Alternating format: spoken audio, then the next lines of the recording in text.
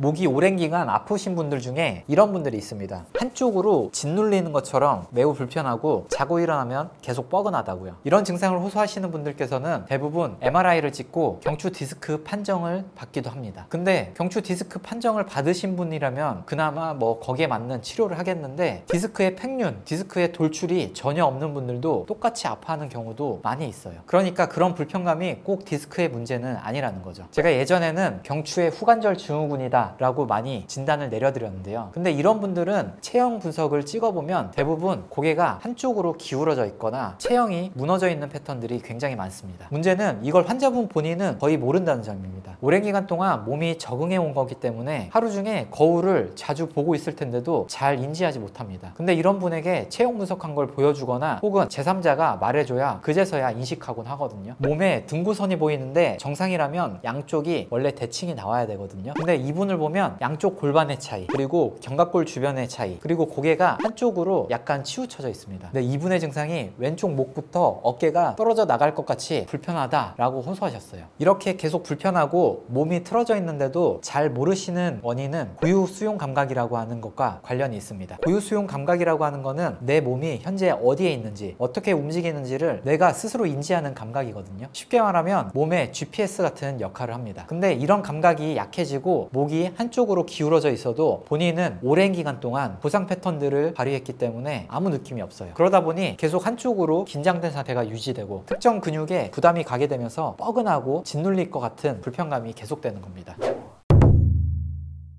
우리 몸에는 자세를 오랜 기간 유지해주는 로컬 코어 머슬과 움직임을 만들어주는 글로벌 머슬들이 있습니다. 로컬 머슬은 척추와 관절을 안정적으로 잡아주는 역할을 하게 되고 글로벌 머슬은 크게 움직이는 역할을 하게 되는 거죠. 만약에 로컬 머슬이 약하게 되면 작은 움직임에서 균형을 잘 잡지 못하게 되고 겉에 있는 큰 근육들이 대신 버텨주게 되거든요. 아까 보여드렸던 이분도 로컬 코어 머슬의 약화로 체간이 찌그러지게 되고 견갑골의 안정성이 무너지게 되면서 목 주변의 겉근육들이 과하게 긴장되게 된 겁니다. 이런 상태가 계속되면 한쪽이 짓눌리는 느낌 또는 떨어져 나갈 것 같다라는 느낌을 호소하십니다. 이 로컬 머슬의 기능 저하가 일어나게 되면 그 근육 안에 근방추가 있습니다. 그 근방추의 피드백도 약화되게 되거든요. 그러면서 고유수용 감각의 능력이 더 떨어지게 됩니다. 그렇기 때문에 근육들의 능력보다는 관절의 도움으로 목을 지지하게 될 확률이 있는 거죠. 그래서 아까 말씀드렸던 후관절 증후군도 관절의 도움으로 수동적인 지지를 받기 때문에 그렇게 진단을 내린 겁니다. 하지만 그 후관절 증후군이라는 거는 결과예요. 그러니까 원인이 아닌 겁니다. 그래서 이런 증상이 있는 분들은 체간 안정성을 확보해야 되고 견갑골의 안정성도 키워야 됩니다. 물론 치료를 통해서 신경 압박을 줄이고 염증들도 가라앉혀야 그런 기본적인 움직임들이 나오거든요. 그 이후에 여건이 되면 재활을 통해서 정상 움직임 패턴까지 만들어주는 게 가장 좋습니다. 만약에 치료는 하고서 이렇게 기울어진 체형이 전체적으로 바뀌지 않는다면 언젠가는 다시 무리하게 쓰게 되면서 그 주변에